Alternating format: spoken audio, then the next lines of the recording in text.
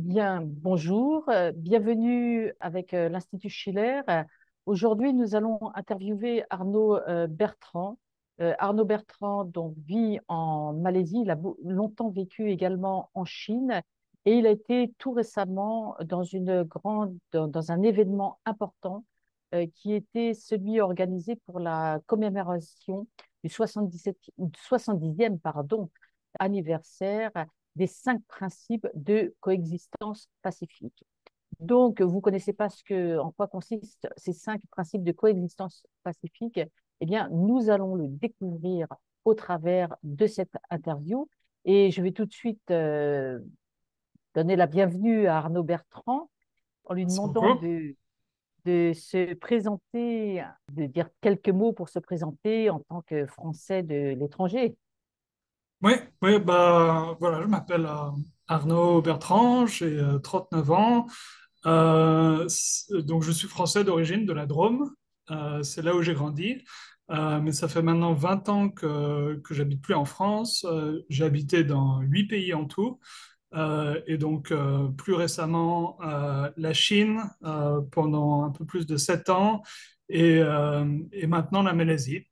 Voilà. Et puis la Chine, bah, c'est un pays qui me fascine parce que voilà, j'ai eu l'occasion de le découvrir quand j'habitais là-bas. Et puis aussi, je suis marié avec une Chinoise et j'ai 2 filles qui ont les deux nationalités françaises et chinoises. Donc j'ai par définition pas mal de connexions avec la Chine.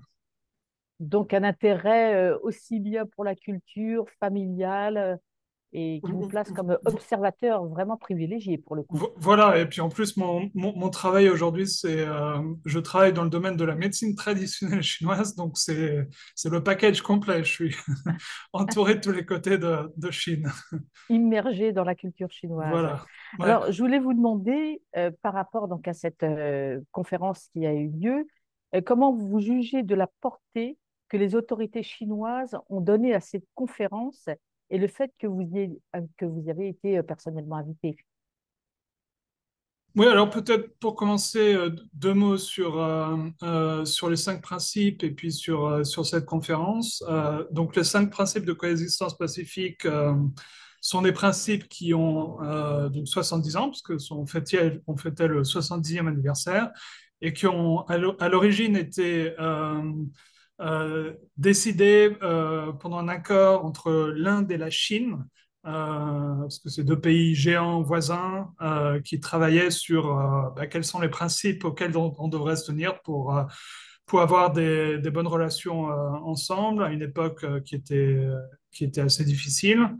Euh, et qui ensuite ont formé la base de ce qu'on a appelé le mouvement de Bandung, du nom de la conférence de Bandung en Indonésie. Je me souviens plus de l'année exacte, mais c'était voilà quelques années après cet accord entre l'Inde et la Chine et qui a lancé le mouvement qu'on appelle le mouvement non aligné pendant la guerre froide, où il y avait un certain nombre de pays dont l'Inde et la Chine, qui ne voulaient pas entrer dans cette confrontation de blocs entre l'Occident et puis l'Union soviétique, et qui décidaient d'être non alignés sur la base de ces 5 principes de coexistence pacifique.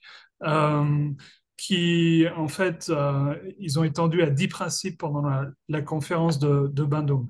Peut-être je peux réciter les principes. Le premier principe, c'est le respect mutuel pour l'intégrité territoriale et la souveraineté. Le deuxième principe, c'est le principe de non-agression mutuelle. Troisième principe, c'est la non-interférence mutuelle dans les affaires internes, dans les affaires internes de chacun. Donc, on n'interfère pas dans les affaires internes d'autres pays. Quatrième principe, l'égalité et la coopération pour le bénéfice mutuel. Et cinquième principe, la coexistence pacifique.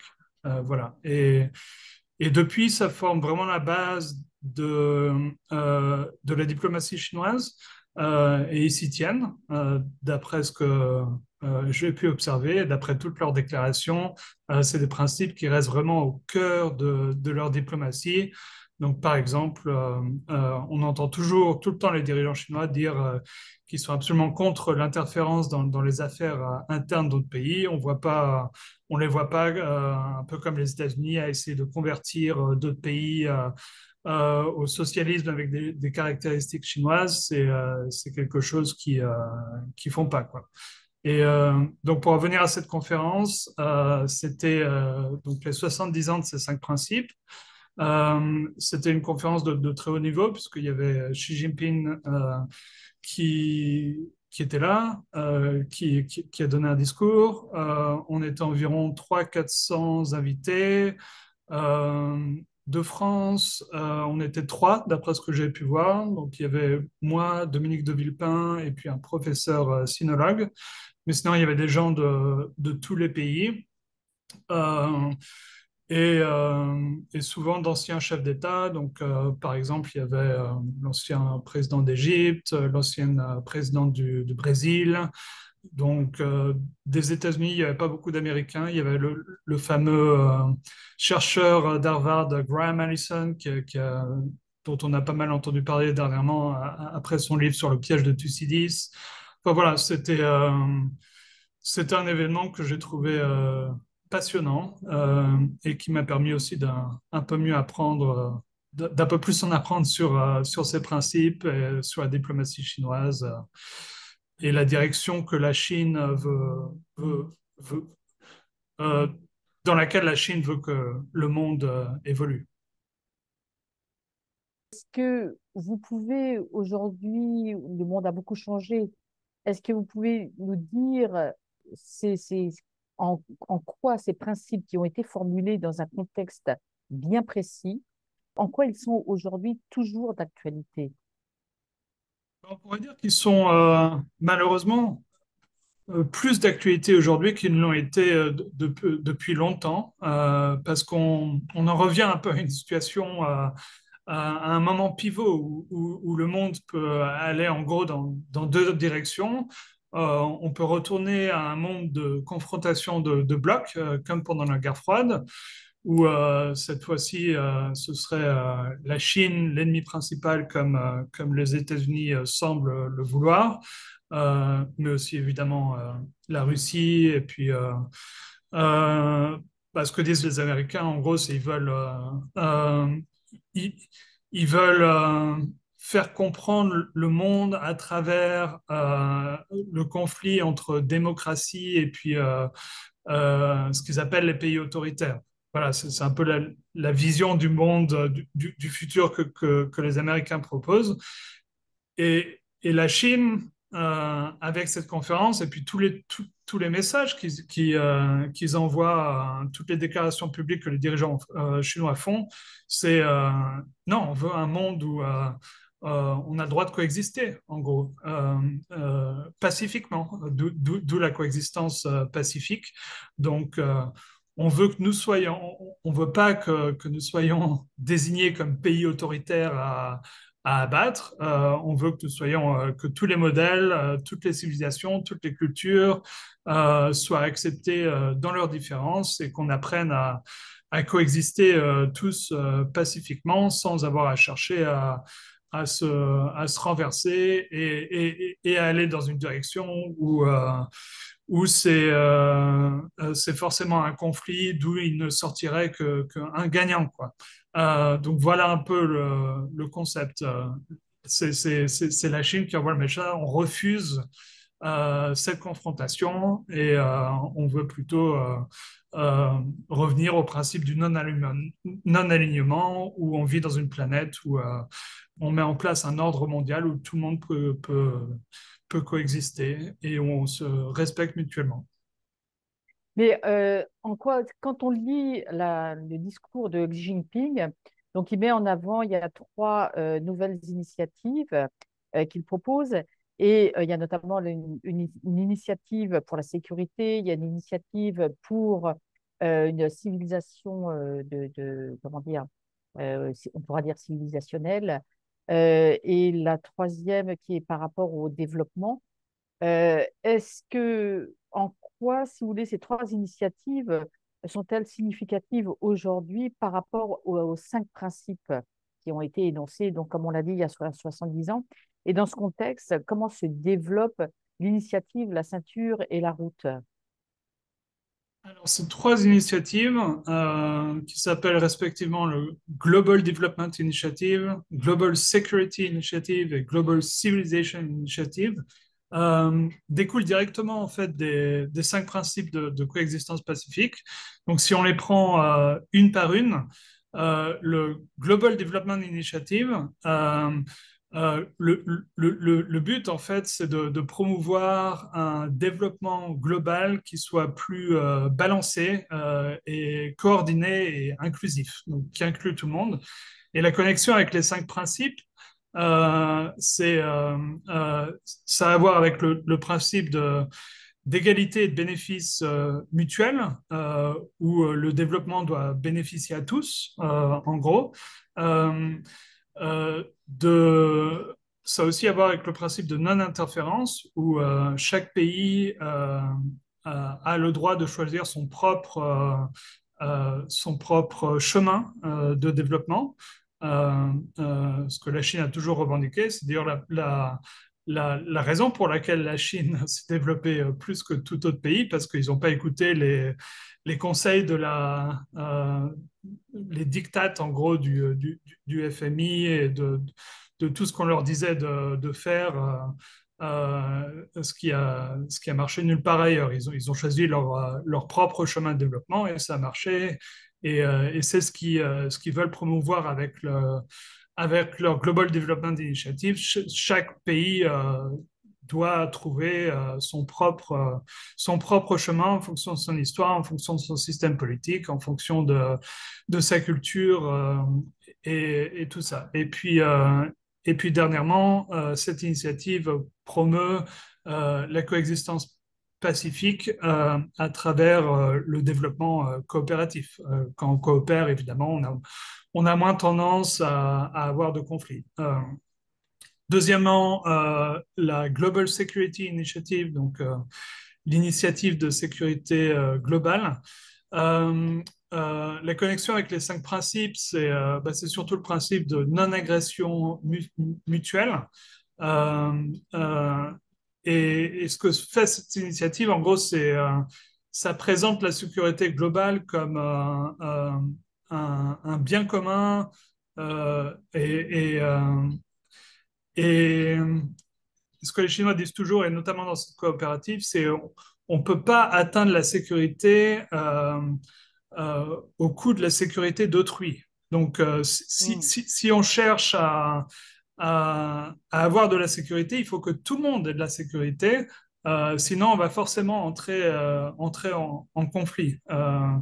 Donc, c'est pour ça qu'ils étaient, par exemple, sur la guerre en Ukraine, c'est pour ça qu'ils pointent le doigt vers l'Occident, où ils montrent l'expansion de l'OTAN, par exemple, euh, ce qui était a priori peut-être une bonne idée du point de vue de l'Occident pour augmenter sa sécurité, mais ça a résulté du fait que la Russie voyait ça de façon très menaçante, puisqu'il voyait petit à petit l'OTAN se rapprocher de plus en plus de ses frontières. Donc, toute la philosophie derrière la sécurité d'initiative globale, c'est d'essayer de trouver une architecture de sécurité où tout le monde y trouve son compte et où aucun bloc ou groupe de pays ou même pays singulier euh, ne, euh, ne tient sa sécurité au coût de la sécurité d'autres pays, en gros.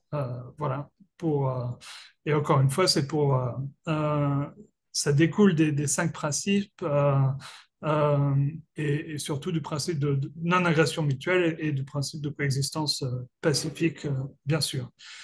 Et puis dernièrement, l'initiative de civilisation globale, Global Civilization Initiative, ça appelle au respect de la diversité des civilisations et de la promotion et à la promotion des échanges culturels. Parce que ce que la Chine dit toujours, c'est euh, elle se plaint toujours d'une forme de volonté d'hégémonie culturelle de l'Occident, à vouloir promouvoir ses valeurs et son modèle politique sur le reste du monde, à vouloir faire transformer le monde à leur image, en gros. Et ce que la Chine dit toujours, c'est non, on devrait respecter les cultures et les civilisations de chacun sans imposer un système de partout. Respectons les différences. Et ça, encore une fois, c'est au cœur des cinq principes de coexistence pacifique. C'est le respect mutuel, c'est la non-interférence, bien sûr. C'est c'est tout le cœur de la philosophie de la diplomatie chinoise. Oui, c'est une vision, surtout dans ce que vous décriviez sur l'initiative de sécurité. Et là, on sent bien l'aspect donc de gagnant-gagnant, dont on sait quand même dans les pays occidentaux, beaucoup de gens se sont moqués ou ont été assez cyniques vis-à-vis de cette philosophie au niveau économique. Quand les Chinois ont dit, mais finalement, si on développe les choses en commun, bah, c'est gagnant-gagnant pour tout le monde. Tout le monde a y gagné. Et c'est clair aussi pour la question de la sécurité. Et je fais juste une petite incise, c'est que là, en France, nous venons d'avoir des élections législatives, enfin d'abord des élections européennes, puis des élections législatives. Et c'est vrai que ce qui est assez frappant, c'est que c'est comme si le monde n'existait pas. On a vu des gens se, voilà, enfin, intervenir, souvent se crêper le chignon, mais sans qu'on ait le sens que le monde extérieur n'existe, comme s'il n'y avait aucun danger de guerre. Au contraire, d'ailleurs, on a vu tous les partis être tous dans l'unanimité sur le fait de livrer des armes à l'Ukraine, alors que la France, par ailleurs, il faut quand même le rappeler, elle est dans une situation financière assez catastrophique.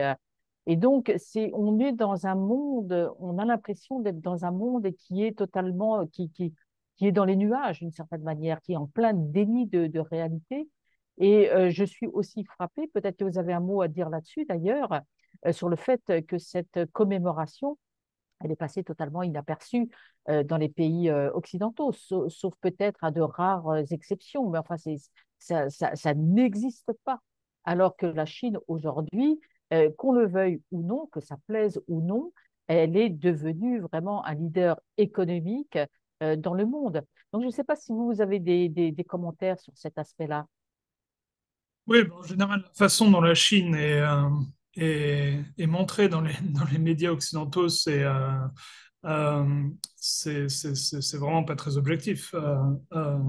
On ne prête aucune attention à ce qu'ils disent, ou on n'accorde aucun crédit à ce qu'ils disent, mais on accorde énormément de crédit à ce que les États-Unis disent sur la Chine. En gros, l'image, dès qu'il y a une déclaration euh, des Américains sur la Chine, par exemple sur le fait qu'ils aideraient l'Ukraine, la Russie, pardon, dans la guerre en Ukraine. Tout ça, c'est immédiatement repris par tous les journaux et, euh, et accepté comme tel, sans regard critique, tandis que derrière, quand la Chine dit mais c'est des mensonges complets, on fait pas ça du tout. Au contraire, on a produit un plan de paix que d'ailleurs l'Europe a rejeté en moins de 24 heures sans même le considérer. Euh, et on n'a jamais livré d'armes à la Russie, tout ça. C'est même pas considéré, quoi. Donc, il y a vraiment, il y a vraiment un problème dans la façon dont on aborde le monde, de façon tellement biaisée en rejetant en fait tous les points de vue qui ne viennent pas de l'Occident parce que ils n'auraient pas de valeur, on ne peut pas leur accorder de crédit. La seule vérité qui compte, c'est ce qui vient de nous, quoi. Et je pense que cette forme d'arrogance est finalement ce qui nous perdra parce que ça nous conduit à une situation où on vit dans une forme d'illusion qu'on crée nous-mêmes qui ne reflète pas la réalité du monde. Et donc, on prend des décisions basées sur une illusion. Et par définition, ça ne peut que être des décisions quand elles ne sont pas ancrées dans le réel, qui n'apportent pas les résultats espérés. Et on le voit, et on voit, on voit les résultats de ça de plus en plus, malheureusement. Oui, puis tout en s'étonnant et en étant fâché qu'un certain nombre de pays dits du sud planétaire, eux, s'intéressent à ce que disent les Chinois et étudient en réalité. Donc c'est là où il y a effectivement voilà, enfin, quelque chose, on voit bien que ça peut difficilement durer éternellement sur cette base. Mais Oui. je voulais revenir sur différents points qui ont été développés par Xi Jinping dans le discours qu'il a prononcé pendant cette conférence. Vous avez bien développé sur la question des perspectives de paix et de sécurité. Et ça, bon, c'est un point qui, je dois dire, à l'Institut Schiller nous tient tout particulièrement à cœur parce que Helga Tsepp-Larouche en a fait un aspect très important. Elle avait fait plusieurs appels pour une nouvelle architecture de sécurité globale. Ça, c'était dès 2014. Et elle est revenue dessus en 2002 en proposant 10 principes d'une nouvelle architecture internationale de sécurité et de développement, parce que en partant du principe qu'il ne peut pas y avoir de sécurité s'il n'y a pas de développement et qu'il ne peut pas y avoir de paix s'il n'y a pas de développement. Donc ça, c'est très intéressant de voir en tout cas à minima une convergence de vues sur cette question qui est absolument centrale et qui n'est absolument pas prise en considération par les pays occidentaux. Mais je voulais aussi vous demander, parce que Xi Jinping parle d'une mondialisation économique bénéfique pour tous et inclusive. Or, c'est vrai qu'on a fait l'expérience d'une mondialisation. Voilà, on est encore dans ce processus de mondialisation, mais certains disent que ce n'est pas une vraie mondialisation, c'est une privatisation du monde mise en place par un système ultralibéral et au profit, en fait, comme c'est un instrument de l'hégémonie d'un monde d'une oligarchie financière sur le monde, finalement, mais qui ne profite pas aux populations, qui ne profite pas aux gens. Donc, en quoi consiste la mondialisation dont parle Xi Jinping et en quoi ce serait différent? Euh, oui, alors ça, c'est plus le Global Development Initiative. Je crois qu'on peut en voir un peu un aspect à travers, par exemple, euh, leur initiative de la ceinture et la route, où ils essayent de faire euh, quelque chose qui soit gagnant-gagnant pour les peuples. Donc, par exemple, ce qu'ils font en Afrique, c'est ils vont au lieu de donner de l'argent pour les ressources, ce qui souvent malheureusement conduit à ce que cet argent au final ne bénéficie pas à la population, ils développent des infrastructures en échange des ressources, donc des routes, des ports, des hôpitaux, euh, euh, tout ce qu'ils font. Donc, voilà, je pense que c'est ce genre de coopération qui favorise. Et aussi un aspect assez intéressant, je trouve, c'est euh, les Chinois font pas mal d'initiatives en Chine. Je pense que ça reflète bien leur vision du développement pour éviter que la finance prenne trop d'importance dans leur économie. Donc, par exemple, ce qu'ils ont fait récemment, c'est qu'ils ont limité les salaires de tous les gens qui travaillent dans le domaine de la finance pour des boîtes publiques à 400 000 dollars, l'équivalent par an, ce qui est beaucoup, mais ce qui est en fait assez peu comparé au salaire mirobolant que les gens peuvent gagner dans la finance aux États-Unis ou même en France à millions et millions de dollars.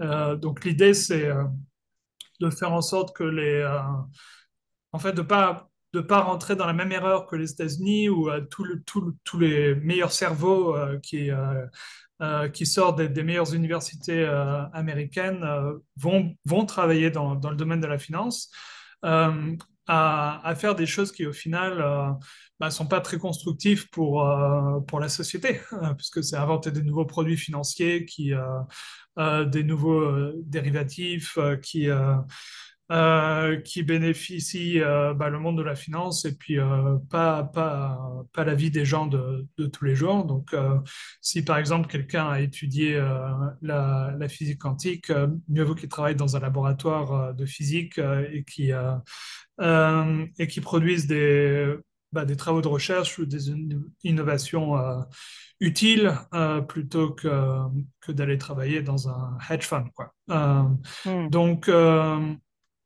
voilà, c'est le modèle chinois, la façon de penser est très complexe. Il y a plein d'exemples comme ça, mais ça montre un peu leur façon d'aborder les choses.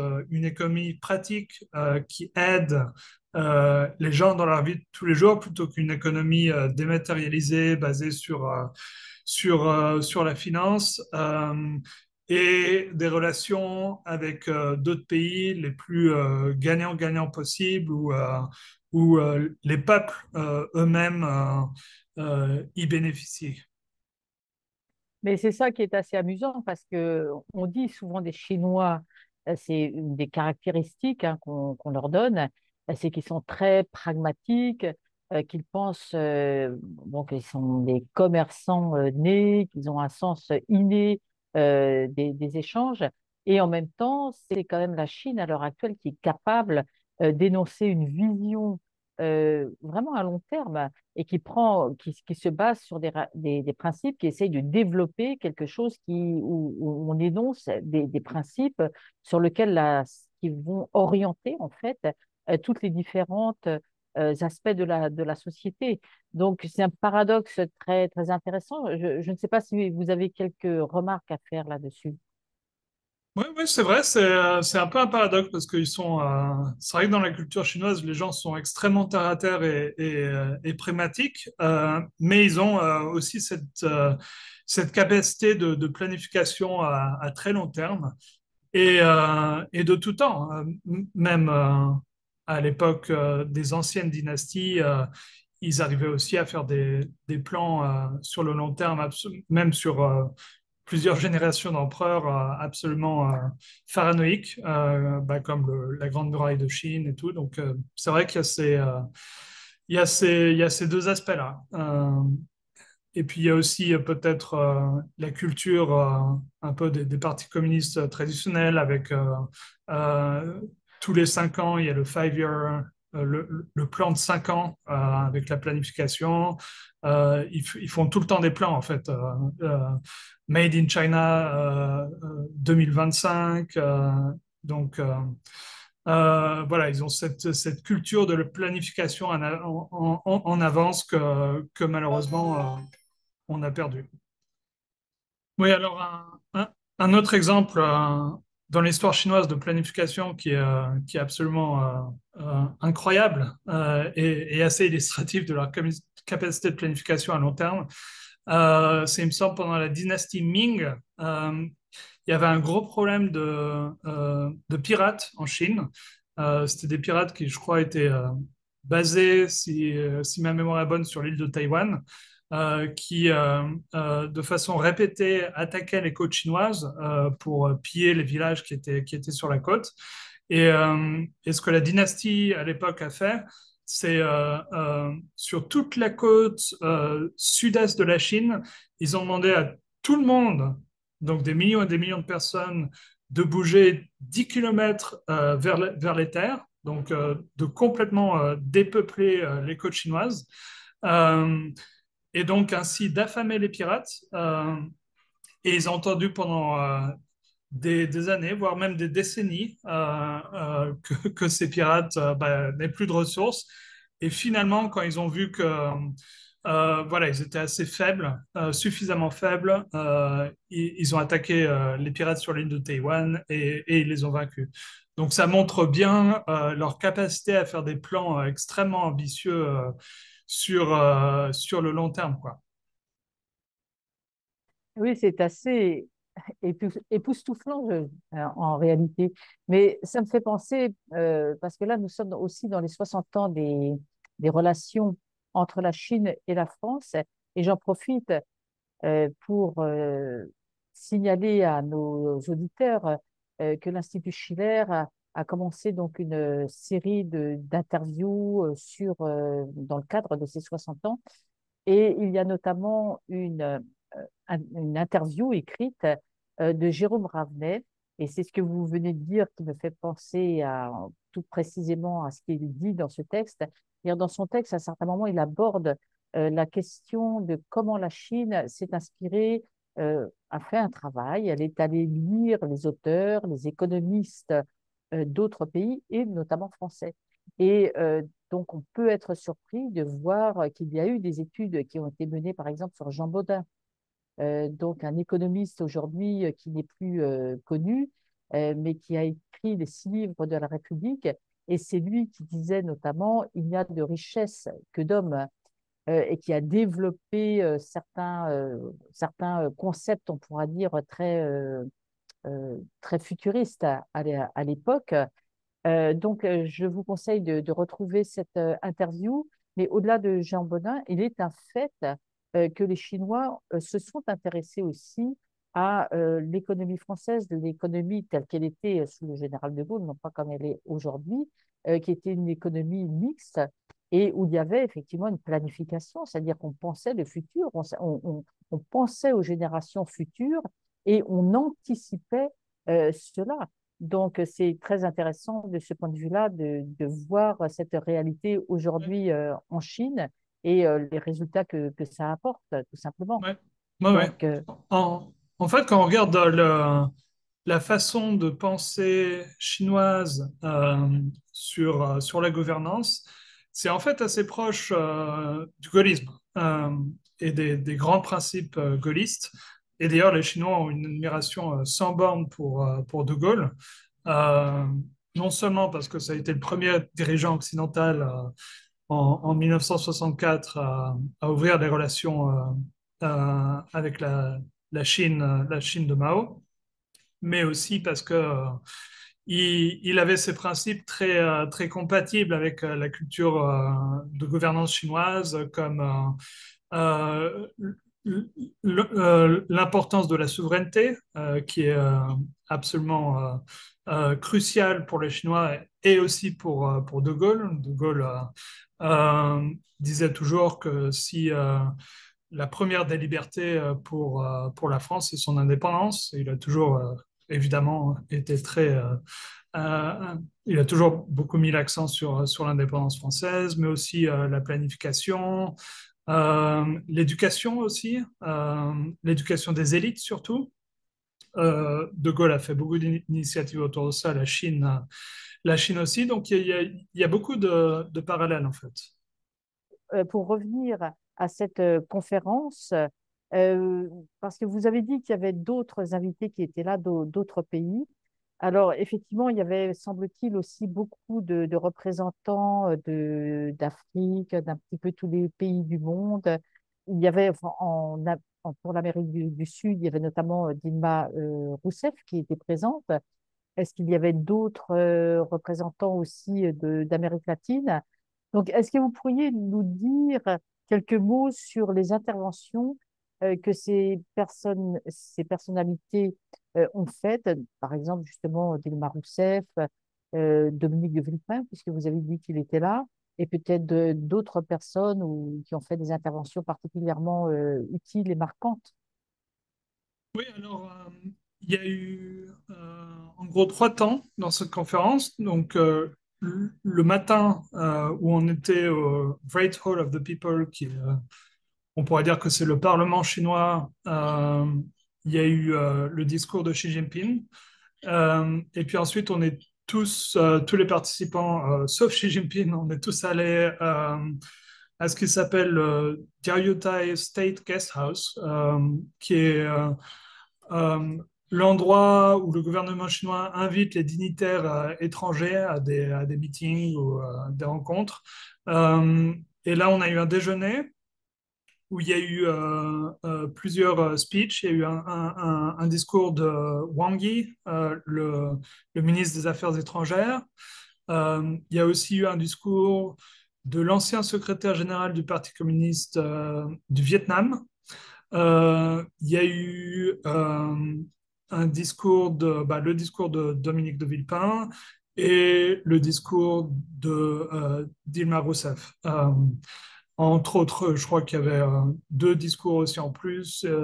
Il me semble que c'était un d'un dirigeant, d'un ex-dirigeant cambodgien ou cambodgien, je sais pas comment on dit en français.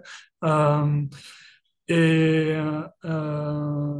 non, je crois que c'était ça. Je crois que c'était ça.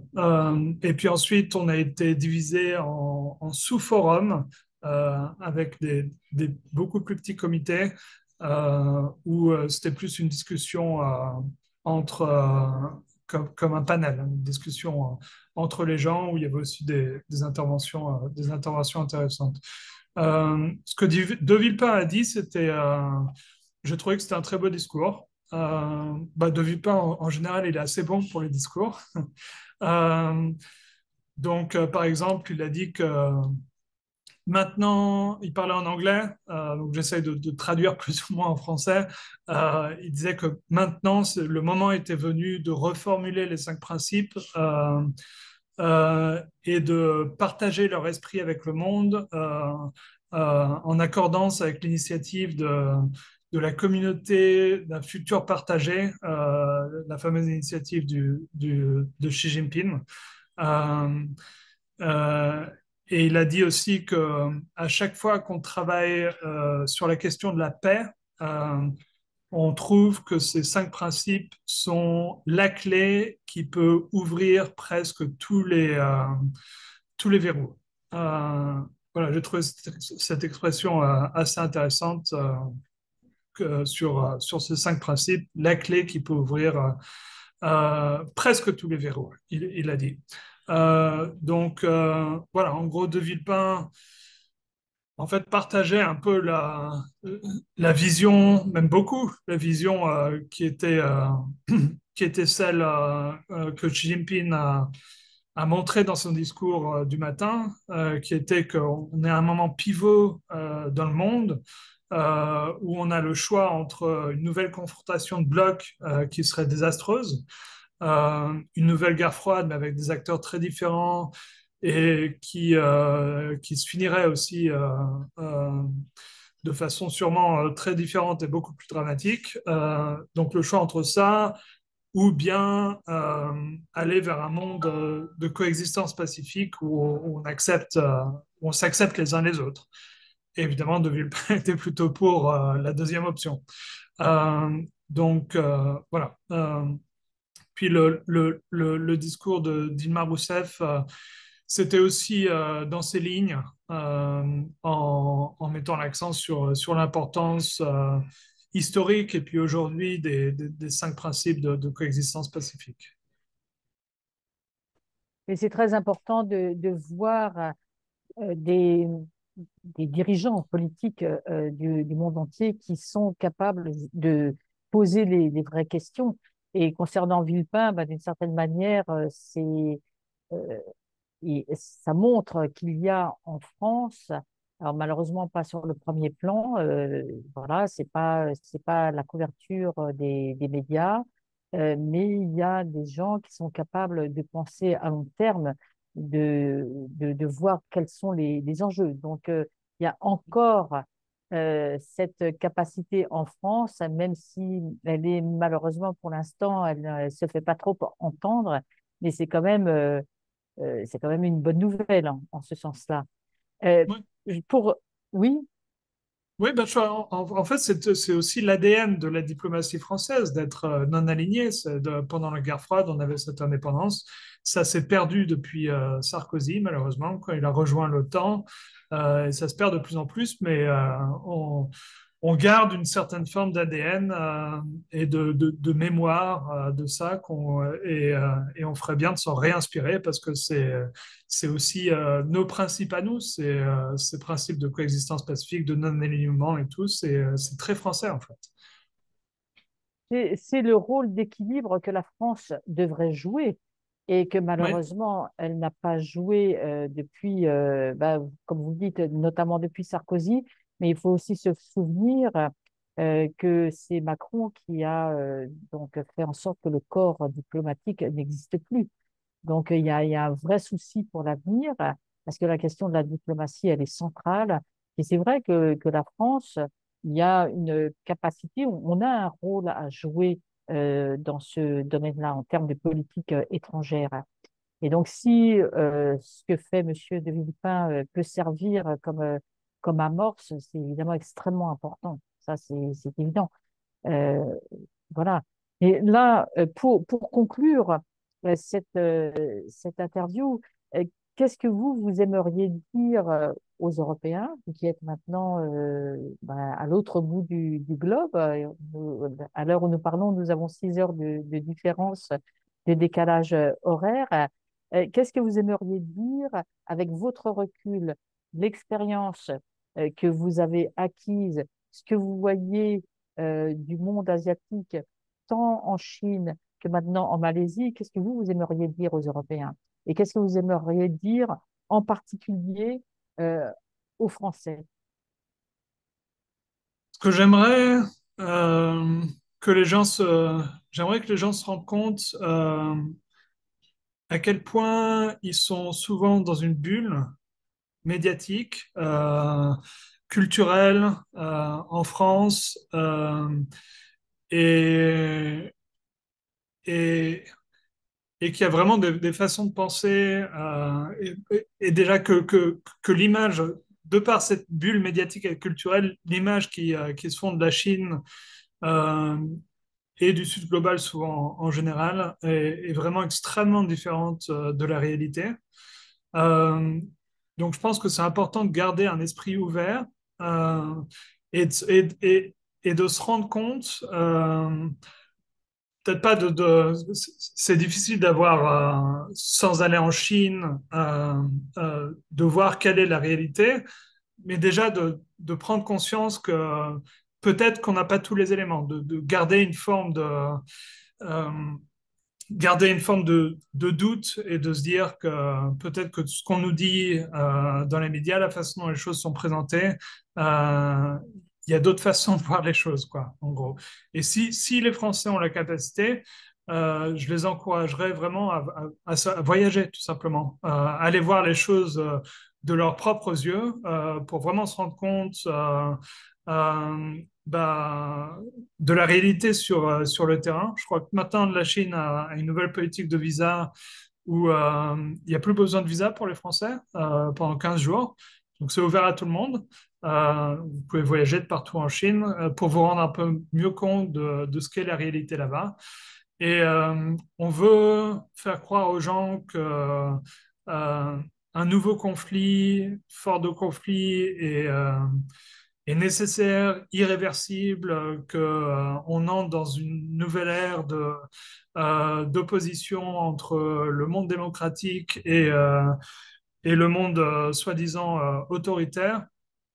Euh, mais c'est que l'Occident qui veut ça. Le reste du monde ne veut pas ça, absolument pas. Ils veulent au contraire la coexistence pacifique, que chacun ait la possibilité de continuer à se développer, que chacun s'accepte dans ses différences.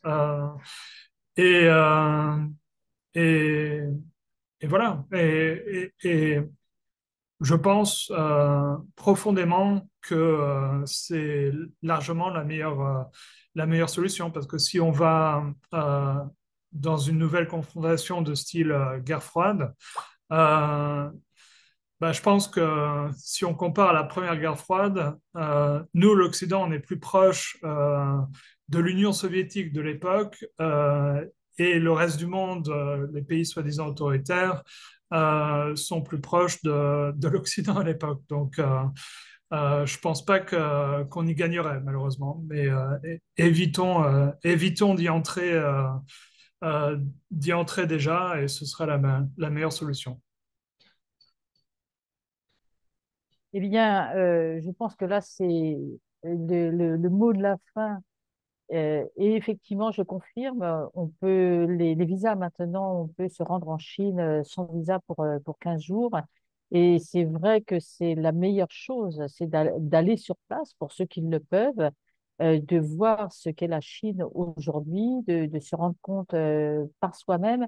Et puis, je pense, et je terminerai avec cette conclusion, c'est que comme je l'ai dit, nous, 2024, c'est les 60 ans de l'ouverture des relations diplomatiques avec la Chine.